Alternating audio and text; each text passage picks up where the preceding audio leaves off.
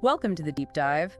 Today, we're venturing into the world of ancient Greece. Yeah, a huge span of time we're talking about. Roughly 1400 BCE, Yeah, right up to the Byzantine era, around 330 CE. exactly. And our guide for this journey is Paul Cartledge's Ancient Greece, a very short introduction. A great starting point. It really is. Consider it, a solid foundation for getting your head around this foundational culture. Yeah. And our main focus today, well, it's got to be what made ancient Greece unique. Which brings us to the polis, right? Absolutely, the Yeah. polis or city-state, fundamental. And you have to picture like over 1,000 of these scattered all over the ancient world. 1,000 from the Black Sea to Spain, you said. That's incredible. It really is staggering. So we want to explore why they were so important, how they shaped history. And to help us navigate this, Cartledge picks out 11 key cities. Not just random ones, though. No, definitely not random. They're chosen to represent different aspects, different regions. You've got Knossos for the early Bronze Age. Sparta for the military side, Athens for, well, Athens. Right, exactly. Syracuse, Alexandria. Yeah. It gives you a real cross-section. And through them, we'll look at politics, trade, society, culture, the whole picture. And also how we even know this stuff. That's a crucial point, yeah. The book touches on the evidence writings, archaeology, even myths. It's like historical detective work, piecing it all together. Okay. So for our listeners who want that deep knowledge, but, efficiently, and love those aha moments. We've basically sifted through this introduction to pull out the really intriguing bits, trying to hit those moments without, drowning anyone in detail. Sounds good. Let's dive in then, starting with the heart of it all, the polis. Right, so the Greek polis. It's not just a city like we think of one today. No, how so? Oh, it was a self-governing unit, yeah. But it combined the town, the urban center, with all the surrounding countryside, the farms, the villages, everything. That's quite different, because today, over half the world lives in cities? Easily. Yeah. But back then, estimates suggest maybe 90% of people lived out in the countryside. Even in somewhere like Athens. Even Athens. Most Athenian citizens actually lived in the rural parts of Attica, not crammed into the city center. Huh. That really changes the mental image. And this connection to the land, it was important. Hugely important. It connects to what Aristotle said, about humans being political animals. Ah, his famous line. Yeah, and for him, you could only reach your full potential within the polis. It wasn't just a place to live, it was essential for being fully human. Wow. So the polis framework was key to human flourishing, in his view. That was the idea. And it's really crucial for you to remember there wasn't a single Greece nation-state back then. Right, despite sharing culture. Exactly. Common religion, language, myths, that sense of kinship Herodotus talks about. But politically, they were independent. A whole network of them. A network, yeah. You might team up sometimes, like against Persia, but that political unity was rare. Usually they were rivals. So that independence, that individuality of each polis, that's kind of the defining thing. It's a huge part of it. It sounds paradoxical, maybe, that this fragmentation led to such an influential civilization, but that seems to be the case. And you mentioned over 1,000 polei. Yeah, the research, particularly from the Copenhagen Polis Center, suggests around that number existed at any given time in the later first millennium BCE and early century CE. It's just vast. That fragmentation really is key then. Innovation, but also conflict. Absolutely. Both sides of the coin. Okay, so Cartledge picks 11 to give us a handle on this, representing different areas, different times. Yeah, Aegean heartland, East Greece, Central Greece, the Peloponnese, islands, colonies, the Hellenistic world. It's a good mix. Right, let's start our tour then, back to the Bronze Age. Knossos. Knossos on Crete takes us right back to the Minoans. Pre-Greek, really. Pre-Greek, how do we know? Well, their script, Linear A, it's the earliest writing we have from the Aegean, but it hasn't been deciphered as Greek. Some think it might even be Semitic, not Indo-European like Greek. That's interesting. Different roots entirely, possibly. Yeah, it shows the diverse influences early on. Later Greeks, like Herodotus, saw King Minos as this, quintessential Greek figure, a lawgiver even. And Crete was known for laws later on, wasn't it? It was.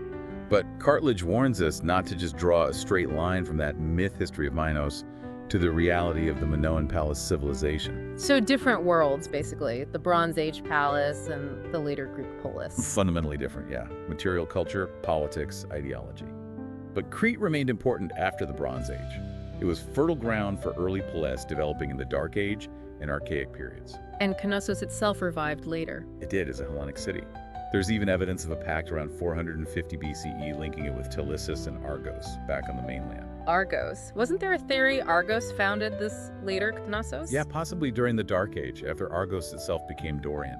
It just shows these complex connections forming early on. Okay, speaking of the mainland Bronze Age, let's move to Mycenae. Right, Mycenae. The Mycenaeans, they did speak an early form of Greek. That's what Linear B script turned out to be.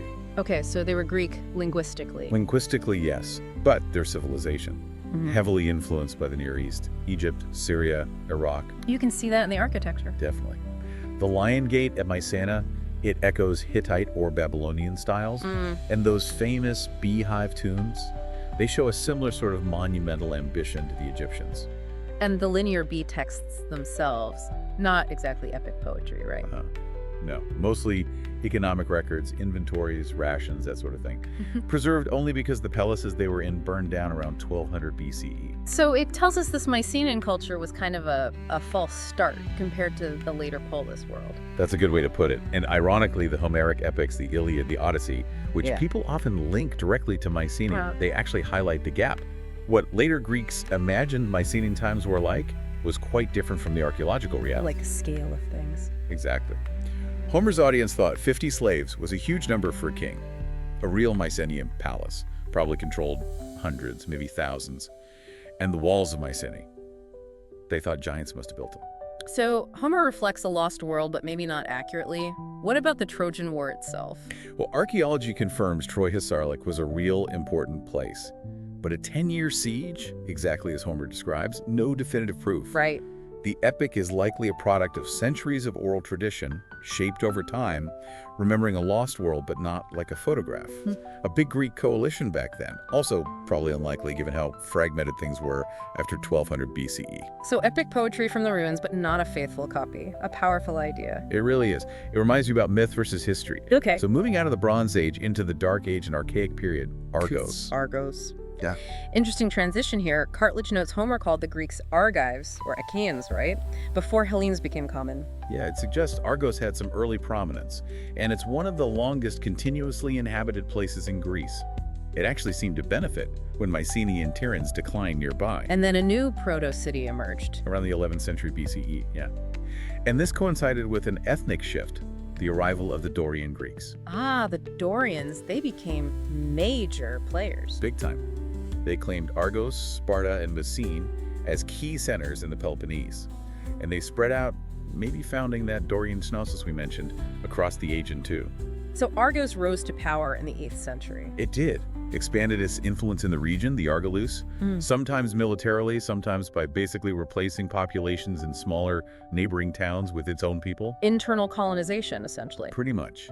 Which meant they didn't feel the same need as others to send out colonies far overseas. And their military peak, that victory over Sparta. At Hyzea, 669 BCE, a high point they didn't really repeat. And there's that fascinating warrior burial from around that. Right, the one with the mix of helmet styles? It's exactly. Sort of Homeric-style helmet, but with this full bronze body armor. It suggests a transition in warfare. From individual heroes to more close-order phalanx-style fighting. That focus on bodily protection tells you a lot. Fascinating. Okay, let's cross the Aegean now. To Miletus in Ionia. Miletus, Western Anatolia, clearly a major center in early Greece. Even gets mentioned in the Homeric hymn to Apollo. So a big deal, and heavily involved in colonization. Oh, absolutely central. In two big waves of Greek emigration, actually. They had strong links to Delphic Apollo, the god of colonization. Makes sense, and this expansion started around the 8th century. Mid-8th century, yeah, lasted a couple hundred years. Milesian influence spread far. But the founding myths, they aren't always pretty, are they? The story about seizing Crimean wives. No, it highlights the violence that often went with colonization and the mixed ethnic reality in these new places. It wasn't just pure Greeks moving in. And Herodotus saying the wives still wouldn't eat with their husbands generations later. Wow. It shows how long these things lasted in collective memory. But despite that origin story, Miletus founded a lot of settlements. The claim was 90, maybe exaggerated. Probably, but they were definitely prolific. Crucially, they established posts around the Hellespont, the Dardanelles, and the Propontis. Basically opening up the Black Sea. Exactly. And the Black Sea seems to have been a major focus for them. Big settlements like Sinope, Trapezus, Olbia, trading grain, salt fish, slaves south. In return for olive oil, pottery, things the Black Sea didn't have as much of. Precisely. The archaeology firms up around the later 7th century, but earlier voyages seem likely. But they weren't the only ones active there. No, Megara probably founded Byzantium, for instance. And closer to home, the Panionion, the shared Ionian sanctuary, wasn't actually in Miletus, it was in Priene. Which might show Miletus was so powerful they didn't need it on their territory. That's one interpretation, yeah. Common sanctuaries were often on neutral ground, but Miletus definitely suffered setbacks too. Like during the Persian Wars. Yeah, the destruction of their shrine to Apollo at Didyma by Darius. That was huge. And the priests, the Branchidae, being displaced. A major blow. Didyma was a big deal, like Delphi. Very much so. A major oracle. Its destruction was a massive loss, materially and, symbolically, for Miletus and Ionia. Okay, from the east, let's head way west. Massalia, modern Marseille. Massalia, Greek colonization in the far west, near the Rhone River. One advantage they had. The locals weren't apparently too hostile. That helps. And a good location, strategically. Good harbors, yeah. I don't know a huge amount about their specific politics. Aristotle wrote a constitution for them, but it's lost. Shame. But it seems it was aristocratic. Ruled by the wealthy, yeah. Huh. A council. A bit like, those medieval Italian merchant cities. And it thrived, founded its own colonies. It did. Grew fast. Founded Emporium in Spain, for instance. Their main interest out west seems to have been metals. Metals? From where? Especially around Cordoba in Spain. And there's that amazing voyage by Euthymenes. Oh yeah, down to West Africa, seeing crocodiles. Around 550 BCE, yeah. Must have been the Senegal River. Shows real exploratory spirit. But maybe less known for high culture. Compared to some other Western Greek cities, perhaps. But they played a huge role in spreading viticulture wine into Western Europe. Bring in the grape. And olives, too? Probably olives as well. So a massive impact on the landscape and culture, even if not through poetry or sculpture as much. Right. Okay, from traders and explorers to, well, something very different. Sparta. Sparta. Yeah, even a very short introduction might have appealed to them. Masters of brevity, bricolage, or laconic speech. Short and sharp, like their replies. Legendary for it. But underneath, they were exceptionally pious. Almost superstitious, maybe. How so? Well, unlike others who used Delphi mainly for colonization advice, Spartans claimed their whole system, their laws, their discipline, the urage, came directly from an oracle of Apollo at Delphi. That's a big claim. Tied into their inward focus. They didn't colonize much. Only one major overseas colony, Taranto in Italy. Their focus was internal, dominated by one thing: Messene. Their neighbors, whom they conquered. Conquered and subjugated. Turned the Dorium Circinians into helots, basically state serfs. Solved their land problem, but created this massive internal security issue. Because the helots kept revolting. Constantly. They still saw themselves as Greek. The first big revolt came after Sparta lost to Argos at Hysiae in 669 BCE. And this shaped everything about Sparta. Fundamentally. To control the helots, they transformed into this intense militaristic society. The harsh training for all males. Everything geared towards military readiness. Making them the dominant power. By the Archaic period, yes. The most powerful single Greek state. Later, they formed the Peloponnesian League to consolidate that power. And they led the resistance against Persia? Spearheaded it in 480, 479, yeah. Yeah. But Herodotus shows it wasn't quite that simple for you. More Greece actually fought for Persia than against them. Really? Like Thebes? Thebes was a major example of Medism, siding with the Persians. And even among the resisting Greeks, there was a lot of infighting. And the classic Spartan austerity, that wasn't always the case. It seems to have developed over time. Archaeology from the 7th century BCE shows fancy pottery, bronze work. Yeah. They weren't always quite so bare bones. The transformation was gradual. Okay. From austere Sparta to the Golden West, Syracuse in Sicily. Syracuse. Yeah, the settlers there really seem to have, as Cartledge puts it, hit the jackpot. Fertile land, great resources. And colonization itself could be driven by hardship, right? Like Cyrene. Exactly. Founded from Thera Santorini because of a terrible drought. The Delphic oracle supposedly ordered it, shows the oracle's power and the risks involved. And in the West, coinage became a big deal for identity. Very much so. Think of the cock on Himera's coins, a visual pun on the name. Or Syracuse's beautiful coins with the nymph Arethusa and dolphins. Symbols of the city. And Syracuse had powerful rulers like Gelon. Gelon, yeah, famous for beating the Carthaginians at Himera in 480 BCE. And his brother, Hiram I, expanded Syracusan power even further. Hiram fought Etruscans too. Beat them at Cumae in 474 BCE. He even dedicated a captured Etruscan helmet at Olympia. A big statement. But these rulers could be quite ruthless. moving populations around. Oh, yes. Both Gilon and Hiron were known for that. Destroying cities, forcibly resettling people. Naxos, Catane. Hiron even renamed Catane Etna. Power politics. What happened after Hiron? Something remarkable, actually, a democratic interlude, starting around 466 BCE. Sure. Definitely. Democracy.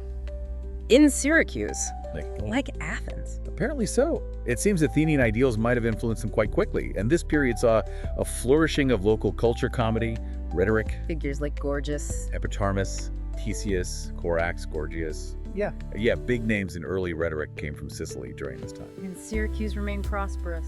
Hugely. Massive temples built in the 5th century, lots of trade, all that grain and timber they had. That attracted Athens' attention, didn't it? It certainly did. Led to alliances and eventually played a part in the disastrous Sicilian expedition during the Peloponnesian War. Okay, back to mainland Greece. Thebes in Boeotia. Thebes, the dominant city in Boeotia. There was this idea of a Boeotian federation, common coinage, a shared festival, the Pamboetia. But it wasn't always harmonious. Far from it. Constant rivalry, especially between Thebes and the other major city, Orchomenus. Thebes eventually destroyed Orchomenus. Ouch. And Thebes had that Medism problem too, siding with Persia. They did, yeah. The ruling elite backed the Persians in 480. That really stained their reputation, and Alexander the Great later used it as justification to destroy the city in 335 BCE. But they had a period of power before that, in the 4th century. A remarkable, though temporary resurgence. Around 3798, Theban exiles, actually with Athenian help, kicked out the Spartans and set up a democracy. Athenian help. Interesting alliance. And they refounded the Boeotian Federation, also on a democratic basis.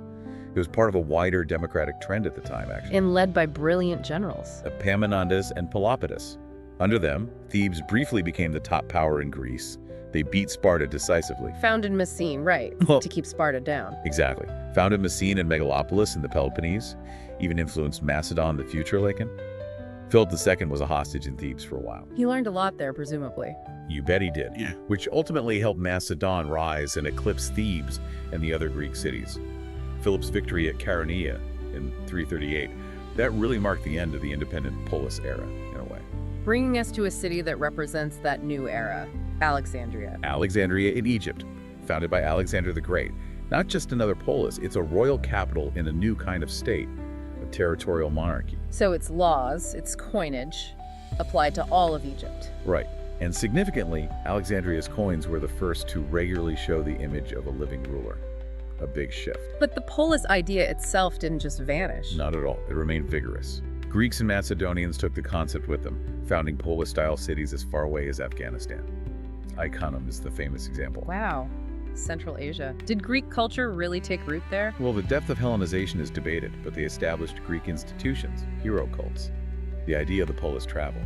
And Alexandria itself became this multicultural hub, like the poet Cabify imagined. Cabify captured that brilliantly, yeah. This sense of a shared Hellenic world across diverse cities like Alexandria, Antioch.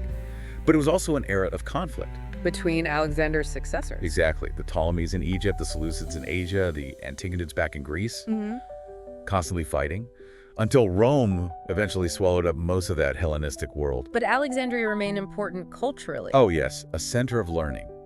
Famous figures like the mathematician Hypatia, it still fascinates people. Cabify, E.M. Forster, Lawrence Durrell, and the new Library of Alexandria tries to echo that ancient spirit. Okay, our last city, Byzantium. Byzantium, later Constantinople, now Istanbul, represents that later Greek push north and east into the Black Sea. Which was tougher than going west. Seems so. Tricky currents, winds, maybe more hostile locals. So settlement around the Hellespont, Propontis, Bosporus happened more gradually. And its location made it strategically vital. Hugely. Especially during the Peloponnesian War, it switched sides between Athens and Sparta. Later, a pro-Athenian group brought it into Athens' Second Naval League in 3787. Before falling under Macedonian, then Roman control. And eventually becoming Constantinople, the eastern capital. A destiny tied to its location. Now, throughout all this, these Pan-Hellenic sanctuaries played a role, didn't they? Olympia, Delphi. Absolutely. They were crucial interstate spaces. Religious, yes, but also places where cities could, show off, build treasuries to mark their presence. Compete even, like Sparta and Argos at Delphi. Definitely. They erected rival monuments there. These sanctuaries reflected both the shared Hellenic identity and the intense intercity rivalry. Olympia, famous for the games, obviously. It started as a local shrine, apparently, but the games, traditionally from 776 BCE, made it Panhellenic, then international. Huge crowds gathering every 4 years in that watery spot. And Delphi. Oracle Central, but also games? Yeah, the Pythian Games came later than Olympia's, included musical and poetry contests too. Delphi was managed by this council, the Amphictyony. The Persians threatened it. They did, in 480. But Delphi survived and became the place where the Greeks put up their main monument celebrating victory over Persia, a symbol of that rare unity. And those famous maxims originated there. Know thyself. Know thyself, nothing in excess, never go surety. Core bits of Greek wisdom associated with Delphi. So these sanctuaries were like melting pots in a way. Competition and cooperation. Reflecting the whole dynamic of ancient Greece, really. So let's pull back. What's the big takeaway here? The enduring legacy. Horace said Rome was captivated by captive Greece. Yeah, and Shelley later said, "We're all Greeks." The cultural debt is immense, obviously. Philosophy, art, democracy. The politics itself. The word comes from politica, right? Yeah. Matters of the politis. Exactly. But it's also crucial for you to see the differences. Their world isn't our world. Slavery was fundamental. Women were excluded from public life. Things that seem alien now. So we inherited concepts, but not the whole society. Right. We inherited ideals, like citizens debating towards the middle, seeking the common good. That ideal of parrhesia, open debate, freedom of speech. And that intellectual spirit.